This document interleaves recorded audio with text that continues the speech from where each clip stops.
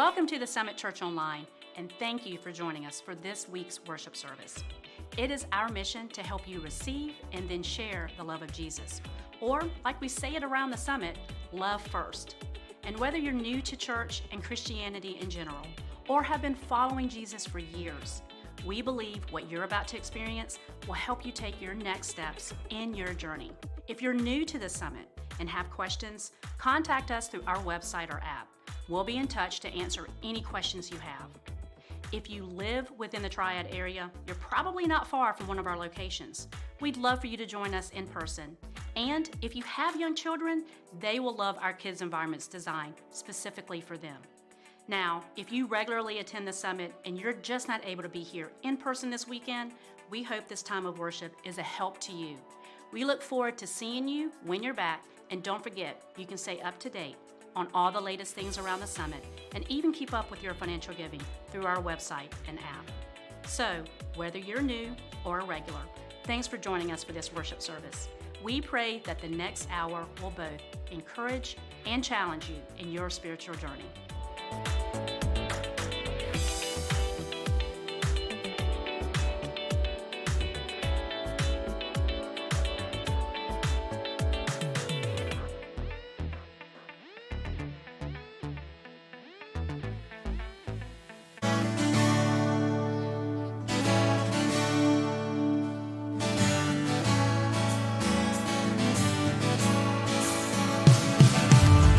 Give a little bit.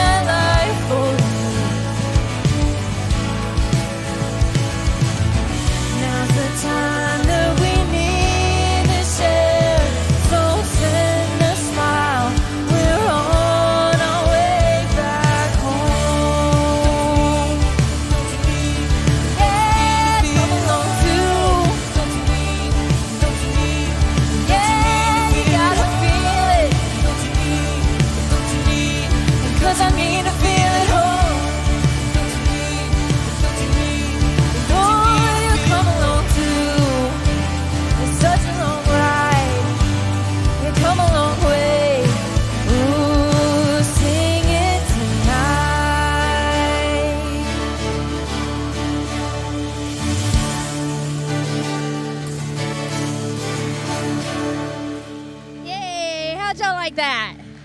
Yeah, we were swaying back there. Were y'all swaying in here? A little bit, yeah. Welcome to the summit. It's so good to see you guys. Happy weekend. And if it is your first time here, or if you maybe missed a couple of weeks here lately, we are in our very last week of our series called How to Be Human, where we've been learning to give a little bit of ourselves to others, whether that is extending forgiveness or encouragement or showing grace. So we've been learning all about that over these last few weeks, and you've got another great hour ahead of you. We're going to dive into that a little bit more and wrap this series up. So we're so glad that you're here. If it is your first time, and we know you may have questions about this summit, we have got a team of people here that whenever you're here, they're here, and they're here for you. They're here to answer any questions you may have. And if it's your first time, they also have a free gift for you that you can take home. It's just a memento from us just to say thanks for checking us out. Or maybe you've been here for a little bit, but you got some questions. You want to get connected. You have some things you want to know. We want to invite you just to visit our guest services team. You can find them in the gallery as you exit the auditorium onto your right or on the patio. Or if you're watching with us online, we know many of you just start out that way, and maybe you have questions. We want to invite you to just to click the Get Connected tab, and we'll be able to answer all your questions throughout this week as well. So we're so glad that you guys are here. We're going to learn a lot together this morning, and it is also Memorial Day weekend, and that is often known as the unofficial kickoff to summer. But even though we're getting a little bit of those summer vibes this morning with the weather, what we want to encourage you to do this weekend, whether you get the day off tomorrow or you're visiting family, friends, or whatever you're doing, or you have to go to work, we want you just to take a minute and just be thankful and remindful of what this weekend is really all about, because it's not just the official kickoff to summer. It means so much more than that. And so we know that people have given their very lives for us to be able just to be here together in one place, to worship together, to call out to God together. And we know that that does not get to happen all over the world. And so that happens for us because people gave their lives for it. And so we want to take this weekend, not just to celebrate, but just to be thankful. Maybe you know someone who has lost someone that has served, or you have someone that in your life that is serving. Just take a minute just to say thank you and just be mindful of that as we walk into this weekend and we get to celebrate our freedoms. So we're going to continue into our service through worship. So let's stand up and sing together with the band.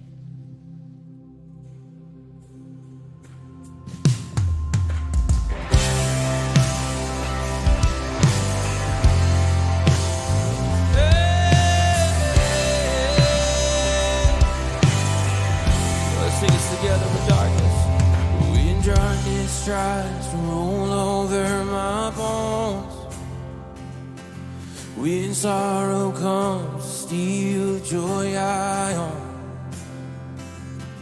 when brokenness and pain's all I know, oh, I won't be shaken, no, I won't be shaken by fear, 'cause my fear doesn't stand a chance when I stand in your love. My fear doesn't stand a chance when I stand in your love. My fear doesn't stand a chance when I stand in your love. No, it don't. Oh, shame no longer. Oh, shame no longer. It has a place to hide. Oh, I am not captive to life. I'm not afraid to leave my past behind. Oh, I won't be shaken. No, I won't be shaken. My fear doesn't stand a chance when I stand in your love. My fear doesn't stand a chance when I stand in your love. My fear doesn't stand a chance when I stand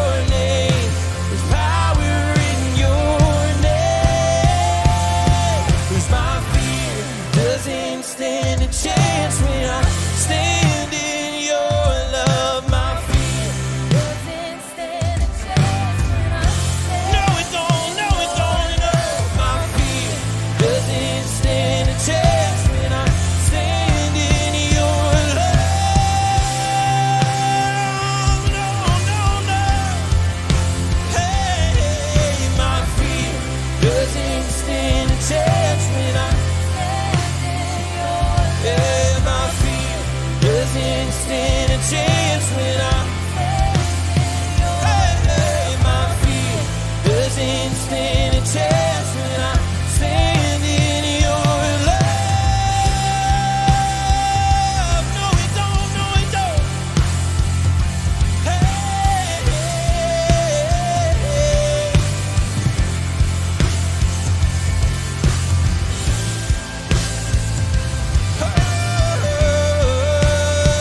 in your love, yeah.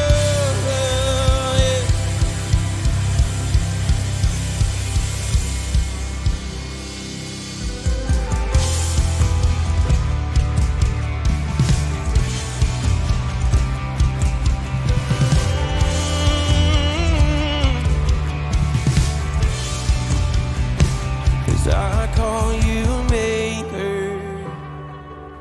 You give life an eternal spark. I call you healer.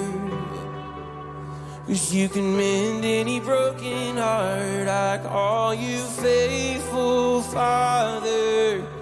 You finish everything you start. My soul was made to respond. Yeah, come on. I know you by 1,000 names, and you deserve every single one. You've given me a million ways to be amazed at what you've done, and I am lost in wonder at all you do. I know you by 1,000 names, so I'll sing them back to you. Yeah, I'll sing them back. Your love is boundless, yeah. Beyond what I could dream. Your grace is patient, yes it is. 'Cause you never given up on me. I call you bondage breaker. 'Cause you're handing out the prison keys. My soul was made, yeah, to be free. Yeah, I know you bound. You deserve every single one. You've given me a million ways, yes you have, to be amazed at what you've done. And I am lost in wonder at all you do. I know you by 1,000 names, so I'll sing them back to you. Yeah.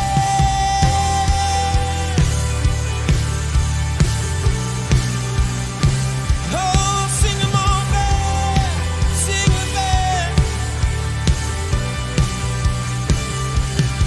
You are Rock of Ages. You're the great I am. You are King forever, the beginning and the end. You are Lord and servant. You're the Son of Man. You're the Lion of Judah. You're the risen Lamb. Yeah. You're the second Adam, here to lead us home. You are Yahweh's glory, now revealed in flesh and bone. You are ocean parter, you will make a way. You are death defeated.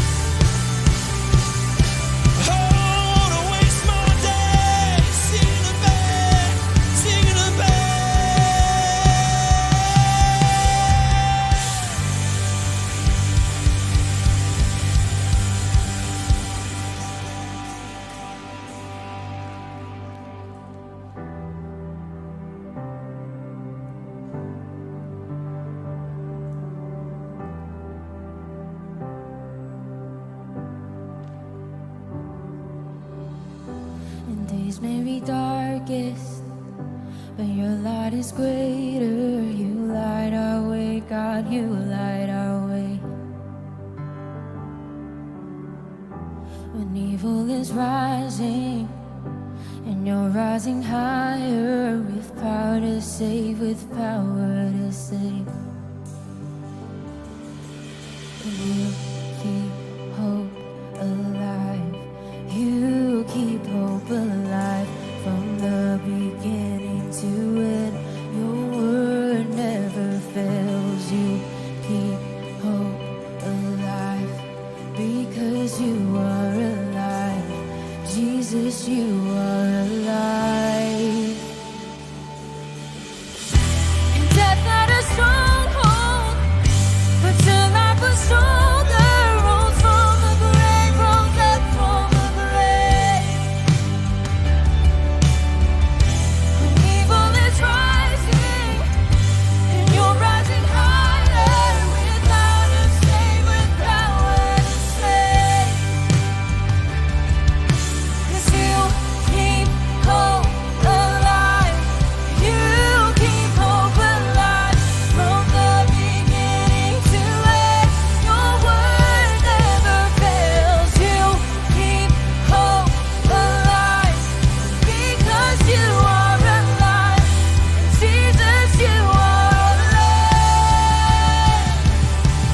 There's hope in the morning, hope in the evening, hope because you're living, hope because you're breathing, hope in the breaking, hope in the sorrow, hope for this moment, my hope for tomorrow, hope in the morning, hope in the evening, hope because you're living, hope because you're breathing, hope in the breaking, hope in the sorrow, hope for this moment, my hope for tomorrow. You keep hope alive. You keep hope alive. From the beginning to end, your word never fails. You keep hope alive, because you are alive. Jesus, you are alive. And you keep hope alive. You keep hope alive. From the beginning to end, your word never fails. You keep hope alive, because you are alive. And Jesus, you are alive.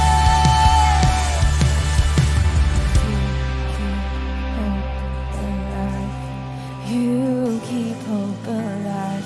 From the beginning to end, your word never fails. You keep hope alive, because you are alive. And Jesus, you are alive.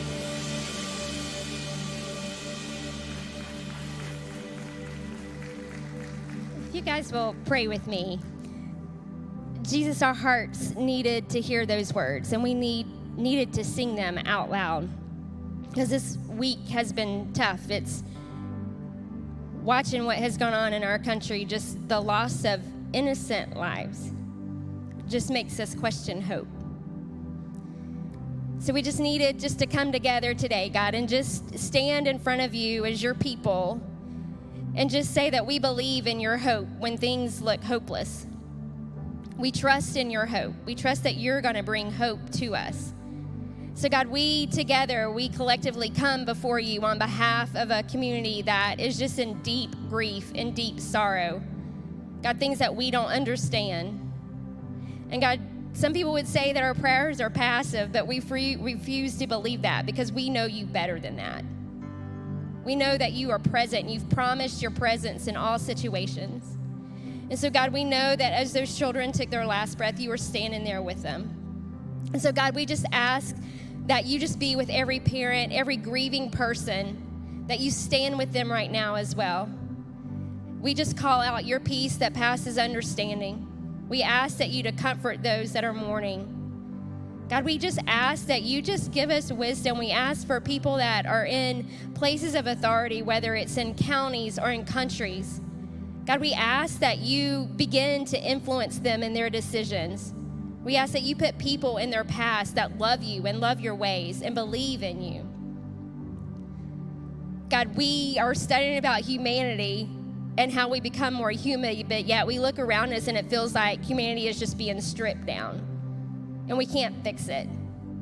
And so, God, we just come before you as your people and just ask you for help, because you've promised us when we ask you for help, you come to our rescue. And so we are asking for your help, that you help us act on our prayers to you, whether it's showing compassion or whatever it is we need to respond out of your heart, out of your love, that you would give us the courage and the strength to do that. God, we just thank you for your promise. We thank you for your promise of justice. And we thank you for your promise of your mercy and your grace. In your name we pray, amen. You guys can have a seat. So throughout this series, we wanted to give you a way that you could demonstrate what you're learning, what we're all learning together, and that was to love your neighbor. And sometimes we learn that loving your neighbor doesn't mean your next door neighbor. It could be somebody that you maybe not even know very well. And Jesus taught us who our neighbors were. It was someone that you see someone in need and you can do something about it. And so that is what you guys have been doing throughout this series. You've responded beautifully. We asked you to just hit the Amazon wish list, and we're going to get pillows and blankets and cups and saucers, everything that you would need to set up a home. You guys have been shipping it in here, and the Amazon has been coming 2 and 3 times a day, and our hallways have been flooded with boxes, and it's been amazing to see because you've responded so well. And where all those things are going is we've partnered with World Relief, who takes in refugees, people that are having to flee their country, not by choice, but because they have to for their own safety, and they resettle here. And imagine coming to America with just your suitcase and trying to get started. And that's what life is like for a lot of them coming in. And so what you've done is you created a home. We were able to go last week and set up a home for someone coming in, put pictures on the wall, rugs out, put everything in its place. So when they got there, they felt welcomed and they felt loved, even by strangers. And so we wanted to say thank you so much for doing that. You guys did amazing. We've got supplies for them to last for the next, probably throughout this year, for the families that are coming in. You did so great with that. And we wanted to say thank you, but also let you know that if you want an opportunity to jump in on that and partner with us as we continue to partner with World Relief, you can check it out on our web, our app, and you can join one of our serve teams, and we'll get the information that you need to know so that we can continue to love our neighbor and love well. So thank you guys so much for doing that and being a part of that.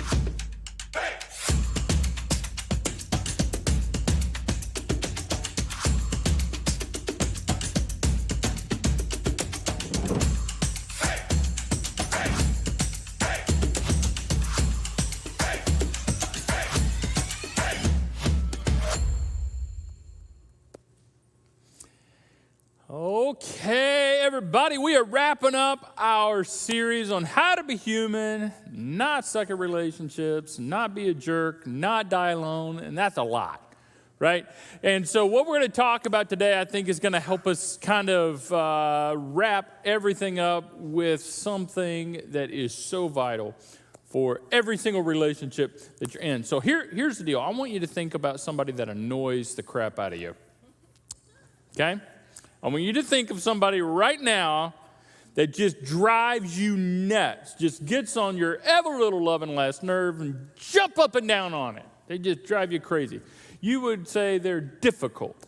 They're a little extra. Maybe they're a bit much. I don't know how you want to describe them, but it could be someone you're sitting beside. Don't elbow them.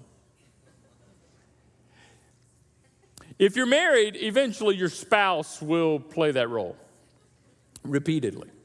If you're a parent, your children will play that role. If you're in a family, you will have family members, brothers and sisters, maybe your moms and dads. You have neighbors that are going to play that role. And if you work with other people at all, you're going to have coworkers that certainly fulfill that annoying, just drive me nuts kind of thing. And maybe they've driven you nuts for a long time, or maybe it's a new thing. But here's the deal. Imagine that you had the opportunity to get up on this stage and I hand you a microphone and say, tell us about it. Just go. We're all ears. Matter of fact, let me get you started. Start with, let me tell you. Yeah? We're going to sit back and you just go. Let me tell you about what they did, about what they said, about what they're like, about what they don't do, about what they do all the time. Let me tell you what they make me feel like and why it's so annoying. Just, if you had the time, let me tell you. And I bet you would have a lot to say, wouldn't you? Because when it comes to relationships with people, and especially difficult people or people who are playing the role of a difficult person, in those moments when everybody will do that from time to time, here's something that's true about all of us. We think we know. We think we know. We think we know what their problem is. We think we know what their deal is. We think we know what they do and why they do it and what's really behind it all. We just think we know the situation. We think we know the problem. We think we know them. We think we know what they think. We think we know what they're feeling. And we think we know why. Because we're close to them. They're close to us. We live in close proximity to one another. After all, I'm married to them. After all, they're in my family. After all, I've been working with them for 5-10 years. I know what I'm talking about. Trust me. We think we know. Here's what's interesting. As a side note, have you ever found it fascinating? Have you ever noticed how we think we know even more about people that are not close to us from a distance? Right? You watch what you're thinking and your reactions when you're watching the news, especially when something big and bad's going on in the world, and just kind of follow the train of your thought. You think you know. Yeah, let me tell you what their problem is. Let me tell you, I bet I know what happened. I bet this, I bet that, and you just go right off. Or that person at school, you've never really talked to them, but they sit on the other side of the classroom or the other side of the lecture hall, and you look at them and you see her come in, and all, you see him come in, you're like, I know what their deal is. I know. And this neighbor drives by in that car, in that truck. You're like, I know what's going on there. You drive by their yard, and it looks a certain way, and you just start, yep. Interesting how we do that. Like T.S. Eliot was so right when he said, emotions masquerade as information and facts. Chew on that. And that's so big. Emotions masquerade as emotions and facts. We think we know. And because we think we know, especially with those difficult people, we're quick to conclude. We go right to the conclusion. Here's what needs to be done. Here's what needs to be done. Here's what someone needs to tell them. You know what? And I'm going to do it. Well, I can't do it, but somebody ought to say something. Somebody ought to do something. Here's what needs to happen, and here's what they need to do. Here's what needs to be done to them. Yep. We're quick to conclude. We know something, and because we know something, we're quick to assume the rest.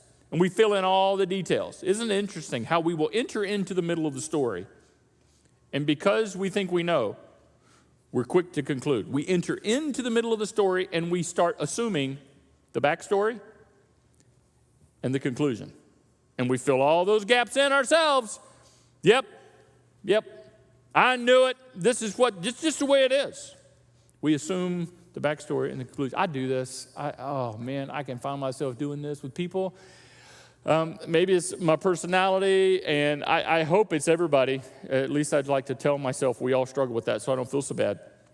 But I'll find myself doing that, and like I'll be at home, me and Donna, now we're empty nesters, and so we'll be, just talking. We'll be talking about people like one of y'all, and I mean, who else am I going to talk about? And so we're talking about somebody, and I'll go, you know what their problem is? You know what? Here's so clear to me. I've been the pastor for like 25 years. I know what I'm talking about. I've seen this time and time and time again. It's textbook. And I just go lay out the whole story. And she's very quick to say, you don't know a stinking thing you're talking about. You don't know that's true. You're just assuming. You know a little bit, but she is spot on. I'll find myself getting into that. And you ever found yourself being really harsh on others and really lenient on yourself? Right? Really hard on other people, and you kind of lightweight on yourself. You say, well, I don't do that. Yeah, you do. You hold others to a standard. We all have a tendency to hold others to a standard we don't hold ourselves to. If you don't believe me, think about your driving. Think about how frustrated you get at other people's driving. Didn't use the turn signal, they cut me off, they're going too slow, they're going too fast, but don't anybody talk to me about my driving. My driving is just fine. Thank you very much. Right? Or how we spend money. Right? We're very quick. I can't believe she bought that. I can't believe he did that. I can't believe, oh my goodness, the money grows on trees, and they must have a whole lot more money than they're letting on with, because I see, and we just go on and on and on, but we don't want anyone to talk to us about our foolish financial choices. Yeah, we hold people to a standard we don't hold ourselves to, and here's where it gets really sad and dangerous. When we begin to hold other people to a standard that God doesn't even hold them to, or hold us to either. We play the role of God. That's a whole series in and of itself. But that's what we do. We look at relationships, especially difficult relationships, and we think we know, so we are quick to conclude. And we take this something we know, and we just start filling in the blanks. There's a better way. There's such a better way. And here's what we need to talk about to help us choose the better way. In the gap between what you know about them, what you're sure you know, right? You think you know, and you're going to make a conclusion if you're not careful. But in the gap between what you know and really what you don't know, because you don't know everything you think you know, in that gap, there's a word that's going to help us. Fill that gap with something that's going to be so healthy for your relationships, all those relationships. Something you need, I need, we all need, and we're talking about grace. Grace. In the gap between what you know about the situation, because you know something, and you're upset. We got to be careful because those emotions will masquerade as information and facts. So in the gap between what you know and what's obviously, you see it, you've heard it, it's happening to you, it's experiencing, and you see it, right? In the gap between that and all this stuff that you don't know, you don't see, the partial information you do have, put grace in that gap. Grace is what every relationship needs. We got to learn to live with this thing called grace. And the challenge is that most of us struggle from time to time being gracious to people that are difficult, especially people who are difficult. Although none of us have problems receiving grace, right? Fine, be gracious to me all you want. That's great. But we really have a hard time showing grace to other people. Now, about this time, especially if you've been around the summit for any length of time at all, especially over the last 6 months or so in the series that we've been doing, you're thinking, okay, wait. Are we going to talk about the other side to grace, the other side? Because we've been using two words a lot, grace and truth. Truth and grace. Grace and truth. So we're going to talk about the truth thing. Here's the deal. Not today. Here's why. Because we've talked about truth a lot in this series already. We've talked about a lot of difficult, hard to deal with truth. We've talked about just a couple examples. In this series on relationships, we've talked about the words we use. Be careful of the words we use, how damaging they can be, how encouraging they should be. We've also, a couple of weeks ago, talked about what submission looked like to each other, and that we all should submit to one another, and that means you before me, you before me, you before me, you before me, and living sacrificially. So there's some tough truth we've been talking about. And there's a time and a place for truth, a time and a place for accountability, yes. But today, we're talking about grace. Grace. Your relationships, and especially the relationships within that difficult situation you find yourselves. Those difficult people. Annoying. You need grace. Let's define grace. If you looked it up, you get all kinds of definitions. Here's one of my favorite definitions through the years that I think paints a beautiful picture of grace, especially grace as we see it taught through the scriptures, and it's this. Grace is undeserved favor. The undeserved favor of God in our lives, the undeserved favor of other people in our lives. Grace is undeserved favor. You may have used the word or heard the word unmerited favor of God. It's undeserved, it's unmerited. In other words, you don't earn it.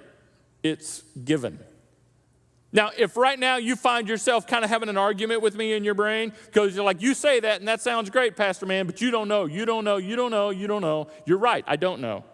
And you don't know that they just don't deserve grace. Exactly. That's what makes grace grace. They don't deserve it. If they deserved it, it wouldn't be grace. It would be a reward. In fact, that's the nature of grace. They don't deserve it when they get it. You don't deserve it when you get it, and we'll get to that in a minute. But yeah, that's what grace is. It's unearned and undeserved. Grace does not exist in a world where people just always get exactly what's coming to them. Let me take it a step further. Those of you that have are card-carrying members of the Fair Police, that's not fair, that's not fair, that's not fair, that's not fair. I love this. I love a pastor in Atlanta, I heard one time say, fairness ended in the Garden of Eden, right? When sin happened, fairness, things just aren't fair. Grace doesn't exist where things are fair because grace is undeserved.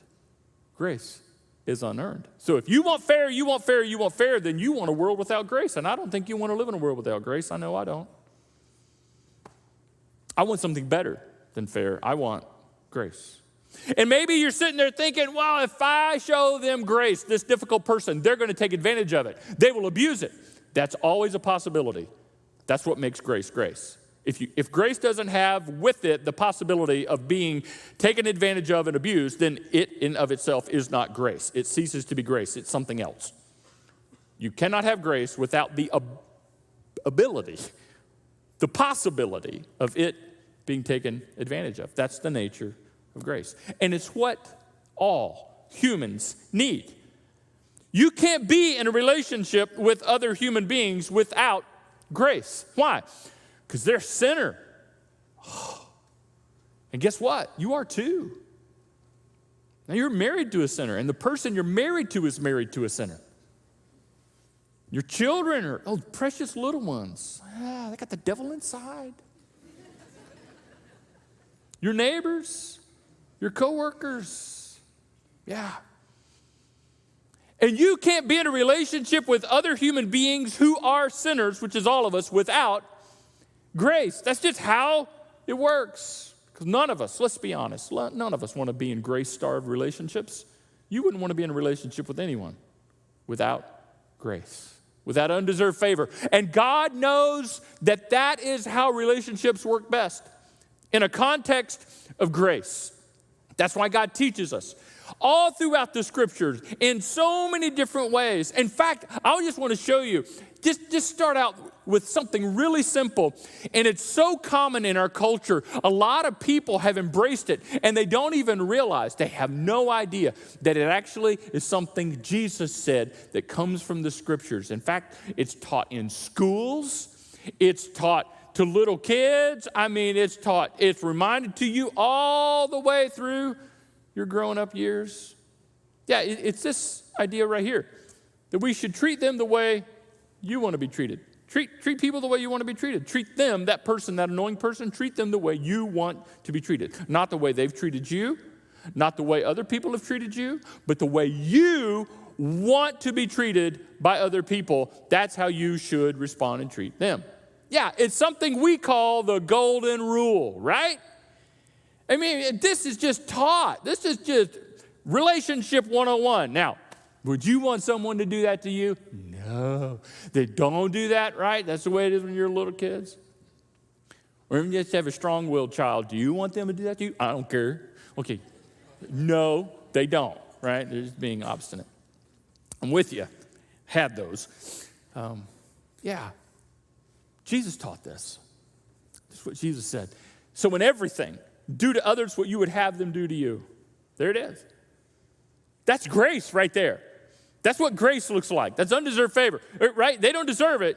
You're treating them a certain way because that's exactly the way you would want them or anybody else to treat you. And Jesus went on to say, this summarizes the law and the prophets. I wish we had time to unpack that, but Jesus said, you would kind of summarize what the whole Old Testament about, the Mosaic law, the Old Testament law, the Levitical law, all that kind of stuff. You summarize the whole thing. You would do well just to focus on treating other people the way you want to be treated. And so much, in fact, everything that is taught in the Old Testament as far as how you should treat other people, that just kind of summarizes right there. Wow, that's a big deal. It's a really big deal. That is grace. Here's the deal. All of us want grace like this. All of us need grace like this. So that means all of us should treat each other this way, as we would want to be treated. But let me take it a step further, because it's not just enough for me to treat you the way I want to be treated, because I can get a little selfish, right? And I'm doing this for you because I scratch your back, you scratch mine. Okay, you could get selfish with that. If you have a lack of self-awareness, you could get really turned in on yourself. He said, after all, I'll do this for them so they'll do it for me.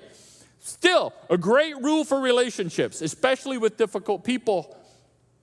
But let's take it a step further. It's not just about how you want to be treated. It's about how God has already treated you. Treat them the way God has already treated you. Already. I mean, it just goes beyond just the way I want to be treated. I have already been a recipient of more grace than I could possibly imagine. You, my friends, and I don't even know all the details of your life, but you have already been a recipient of more grace than you could possibly imagine from God through Jesus Christ. If you've been around the summit for any length of time, this will be familiar to you. If you're new to the summit, you're going to hear this from time to time on a regular basis, because this is the foundation of our mission and vision here at the church. Jesus said that he gave us a new command to love one another. And he didn't just say, I want you to love each other, and we go, okay, cool, I love. And I make up my decision on what I think love is, and you decide what you think love is, and we all decide what we think love is, and we just do the best we can. He said, no. I want you to love each other, and this is what I mean by love. I want you to love as I've loved you, so you must love one another. He defined what love is, and he showed us what love is, right? I mean, just right there before the song was written, right? We want to know, Jesus, what love is, and we want you to show us. And Jesus said, I want you to love each other the way I've loved you. I've spent my life showing you what love is, and I want you to do for others like I've already done for you. Now, John also records at the beginning of his account of Jesus' ministry something that to me is just mind-blowing. And it's right in this vein of treating each other the way God has treated us. In order for me to treat you the way God has treated me, I need to understand how Jesus has loved me and how God has treated me, right? And so this is what John writes. Out of God's fullness, out of his fullness, we have all received grace in the place of grace already given. Who has? I have, you have, we all have, we have all received, which leaves out nobody. All means all. All of us have received grace from God on top of the grace that he gave us yesterday. On top of the grace that we got the day before and last week that we took advantage of and last month that we didn't deserve. And then last year, even though we screwed up anyway, again, I mean, grace on top of grace, in the place of grace, on top of grace, grace on grace on grace on grace. That's how God treats me. And we're told to treat each other, and Jesus, I want you to love each other the way I've loved you, and that's the way Jesus loves us. Now again, is there a place for, but what about accountability? Yeah. We know that. We talk about that most all the times in relationships. What we don't often talk about is the foundation of grace that comes from. Grace in the place of grace. It's no wonder, is it? It's no wonder that the most famous Christian song of all time, most quoted, most sung, most used in movies and scores, most sang at funerals, in special events, the most famous Christian song of all time. And the reason it's the most famous, we've made it that way. I mean, human beings wrote it because it's something we began to realize, and we've just made it. I mean, it's it. Come on. It's Amazing Grace. Interesting, huh? Because we know this.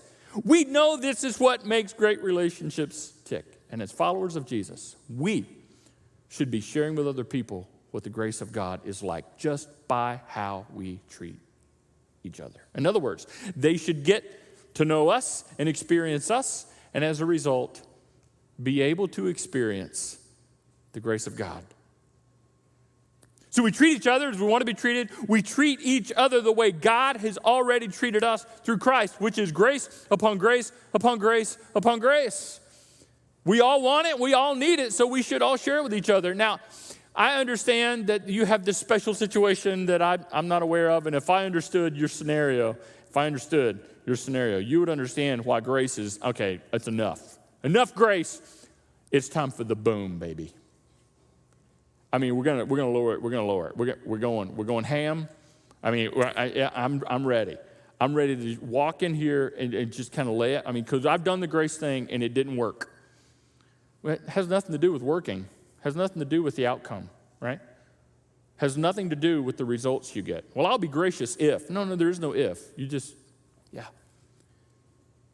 And there's a time and a place, again, for accountability and truth. But we would all do well to be more gracious than you think is necessary or feel is deserved.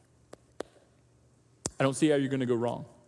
Following the example of Jesus to be more gracious than you think is necessary or feel is deserved.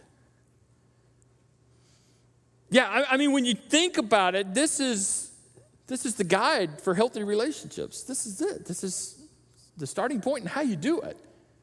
Is to be more gracious than you think is necessary. Yeah, and you've got all the reasons, right? You've been keeping notes on why, and this time, and then we did this, and then that, and then this. And you're thinking of that person, that situation at work right now, right? You're thinking about your spouse right now. You're thinking about your children right now. You would all do well. We would all do well to be more gracious than we feel is necessary or deserved. Because that's how gracious God has been with us. That's the heart of what loving first is all about. And here's what people often miss. With the balance of grace and truth and grace, we often, a lot of us, we would say, well, we just need to tell it like it is, and tell it like it. We just go right at it. No, here's the deal. A lot of people can't handle the truth. I mean, the movie is right. You can't handle the truth until they've experienced grace. That's just human beings. And so truth often grows out of a foundation of loving grace.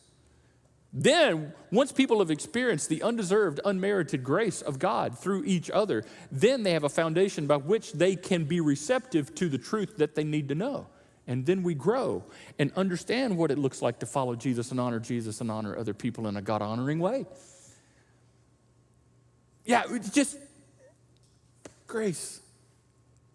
Here's the deal. If you're afraid of being too gracious, if that's your hang up, if you're like, I don't know. Here's the truth. If you're never accused of being too gracious, if you're never guilty of being too gracious, then you're never, ever as gracious as Jesus was to people and to you. Because Jesus got accused of being too gracious all the time. It was one of the most common things that just frustrated people, especially religious people, who were concerned about right? Concerned about the rules, they're so frustrated with Jesus because Jesus was always being so stinking gracious. So if you and I have never been over the line on grace, then we've never been as gracious as Jesus has already been with you and me. So for the last few minutes we have together, here's what I'd like to do. I'd like to give you a snapshot, a picture of what it looks like to live with grace. Some descriptors that you can kind of talk to yourself about. These are self-declaring statements to kind of just, this is how I prep myself when I'm going into a meeting with this person. Here's how I need to prep myself when I'm having to interact with this person, when I know this is going to be challenging, or when my husband or when my wife or when my children or when my neighbors, I got to talk to myself this way. This is what it looks like to live with grace. You may want to take a picture of this. You might need it later. It's just a hunch. I will assume the best. Get up in the morning, I will assume the best. I'm going to assume the best. I'm going to take what I see, and I'm going to assume the best. I'm not going to enter into half, in the middle, and assume all the rest. No, I'm going to assume the best. I'm going to assume the best with what I see, with what I hear, with what I feel. Yeah. I'm not going to jump to conclusions. I'm going to assume the best. Boy, you talk about a gossip killer. Yeah, that's a gossip killer. You'll stop hearing gossip when you start assuming the best. When people come, did you know? Let me tell you. Here's what I think. I bet, blah, blah, blah. And if your response is, you know what? Let's just assume the best here. We don't know. We really don't know. Because it's true. We don't know exactly what they're thinking and what they're feeling. And there's probably a part of this that kind of leads us to the next one. Living with grace is saying to yourself and realizing, I don't know the whole story. I don't know the whole story. You think you know, but you don't. Because, see, you filled in the blanks. Well, this, but then this, and then this, and then this is going to happen, and then off on the trail you go. You've already planned out the next 6 months of where this is going to lead and how catastrophic this is going to be in their life and in your life and in our life and in blah, blah, blah, blah, blah, blah, blah. Whoa, whoa, whoa, whoa. You don't know the whole story. Time out. Assume the best. Know that you don't know all the info. You don't know all the details. Here's a butt kicker. Here's what it means to live with grace. I will give up my right to be right. I will give up my right to be right. I say that tongue in cheek because you really don't have a right to be right. We've given ourselves the right to be right. God has never given anyone the right to be right. Don't make this about you. Here's how I know this is true. Some of you are like, what do you mean? What do you mean? Be right, be right. Well, we'd all like to be right. It's better than being wrong, right? But you don't have a right to be right. And here's how I know that. We're told to follow the example of Jesus. Interestingly enough, Jesus is the only one that is always right, was always right. He is the rightest of the right. He was nothing but right. And Paul writes in Philippians 2 that Jesus gave up his rights. He relinquished them. He gave them up for us. Never made it about just right and wrong, right and right. Because Jesus was always right. Always. And he never went around saying, I could have told you that was going to happen. I knew it. I tried to tell you. No, not one time you find Jesus talking like that. Give up your right to be right. Because, here's reality. Gut check. The problem in this difficult relationship between you and them, the problem may also be on your end. The problem could be you. And you might be wrong. Maybe just a little bit. You could be wrong. So give up your right to be right. And know that I need grace too. I need grace too. Not as much as they do, though. But, no, don't go down there. I need grace too. But I've never done what I've never said, and I would never be guilty of, and I could never treat them the way that, okay, maybe not. But you've done enough to need grace in the place of grace already given. You already have received, and grace on top of grace, which means you've done enough, all of us have received, so all of us need grace on top of grace on top of grace. So you've done enough already. You may not have a carbon copy experience of them, but don't elevate their issues and ignore your own issues. Don't hold them to a standard that you're not willing to live by yourself, or that God doesn't hold us to even. Yeah, you've done enough. And you know what? It could be you too. It could happen to you. You could be guilty of the same thing. That's why we have this phrase. When we're describing something terrible that somebody else is doing, and when we're actually thinking correctly, we will use this phrase, But for the grace of God, go I. What's all these cliches about grace, all these songs about grace? Because we know this. We know this. We just got to come back to this. I need grace too. And finally, if you're going to live with grace, ask this question. Live this way. How can I help? How can I help? Now, not how can I help prove that you're wrong? How can I help show you that I was right all along? How can I help show you that you're way off base here and that you're a jerk and blah, blah. No, that's not the how can I help. How can I help make this better? How can I help this situation? What can I do to help? Because the truth is, that is so over-needed and so rare in our relationships. In our culture, the line of people who are ready to prove a point is always longer than the line of people that are there to be a part of the solution. And grace seeks to be a part of the solution instead of just pointing out what the problem is and proving a point. I mean, you watch the news, that's what they're doing, right? They're just telling you what the problem is. This is broken, it's their fault, it's their fault. No, now we really think it's her fault, it's his fault, it's their fault, blah, blah, blah, blah, blah, blah, blah, blah, blah. They're just pointing out, nobody's really helping be a part of the solution. Nobody. I mean, they all end with the sentiment, hey, and let's do something, except nobody does something. It's been this way, it's just our world, it's human nature, right? So again, the line of people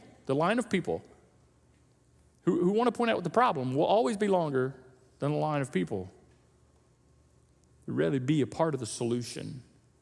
And grace people that are living with grace are in the shorter line, wanting to always be ready to be a part of the solution. How can I help? This, my friends, is the nature of grace. This is what grace looks like. Right? You tell yourself, I will assume the best. Okay, calm down. I'm going to assume the best. I don't know the whole story. I just don't. I simply don't. I may know this. I may know a lot. I may know more than some people know, but I don't know the whole story. And I'm going to give up my right to be right. Not about me. Not about proving a point. It's not about just other people going, yeah, we should have listened to you. Nope, it's not about that because I need grace too. My goodness knows. I need grace too, and I may end up needing grace from them before the day is over. So let me just help. How can I help? How can I help? That's grace. And this is what it looks like to be human. As God created us to be human so that we don't suck at relationships, and so we don't be a jerk, and so we don't die alone. Let's pray. Our Father, thank you for this. Oh, I need this. Help me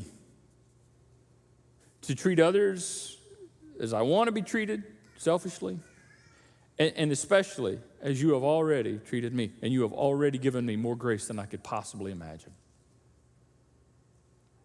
So may I just live with grace.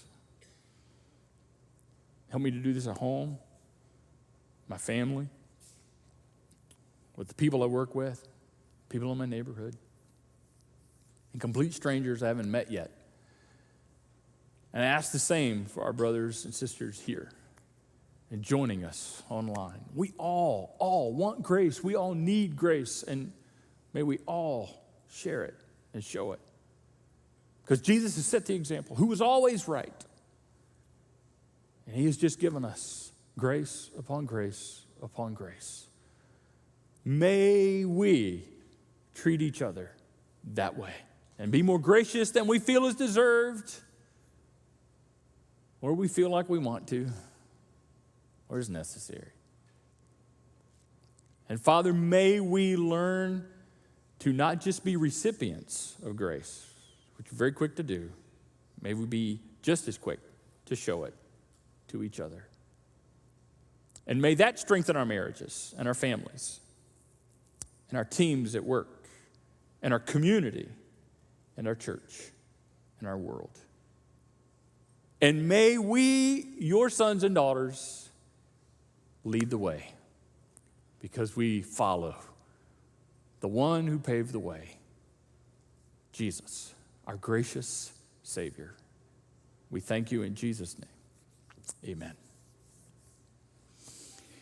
Okay, so next week we are going to start a new series that's going to be much shorter than this relationship series. We just finished a 6-week series. That's a long one.